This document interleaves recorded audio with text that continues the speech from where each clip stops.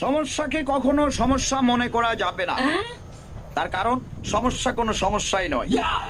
আর যদি সমস্যা না থাকে তাহলে সেটাই সবচেয়ে বড় সমস্যা। কিন্তু এখন সমস্যা আছে, অতএব কোনো সমস্যা নেই। তার কারণ হলো সমস্যার মাধ্যমেই সমস্যাকে সমস্যার মধ্যে ফেলে দিতে হবে। অনেক সমস্যার ভিড়ে একটি সমস্যা হলো নানামুখী সমস্যা। কিন্তু কোন রকম সমস্যায় যদি সমস্যা করতে না পারে তাহলে তো কোনো সমস্যাই নেই। আবার যদি সমস্যা এসে সমস্যাকে আবার সমস্যা করে দেয় তাহলে এটা আরো একটি সমস্যা। সমস্যা নিয়ে কোন রকম কোনো সমস্যা মনে করবেন না। সকল সমস্যায় কোনো সমস্যাই নয়, আবার কোনো সমস্যাই নয়, এটি সবচেয়ে বড় সমস্যা। সবকিছুর মূলে সমস্যা থেকেই সমস্যা, সমস্যার ভিড়েই সমস্যা, সমস্যাকে সমস্যার মাধ্যমে সমস্যাকেই সমস্যা করে দিতে হবে। অতএব কোন রকম কোন সমস্যা নিয়ে আর কোনো সমস্যা নেই। সকল সমস্যা অলরেডি এখন সমস্যার মধ্যে পড়ে গিয়েছে।